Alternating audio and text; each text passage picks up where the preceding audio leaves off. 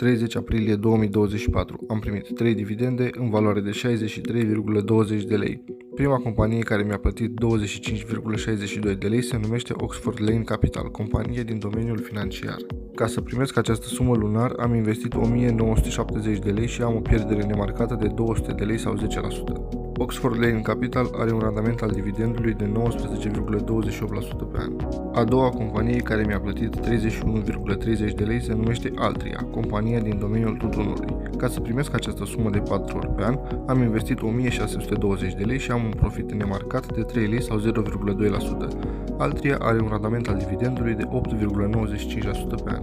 A treia companie care mi-a plătit 6,28 de lei se numește Gladstone Capital, companie din domeniul financiar. Ca să primesc această sumă lunar, am investit 850 de lei și am un profit nemarcat de 62 de lei sau 7,3%. Gladstone are un randament al dividendului de 9,23%.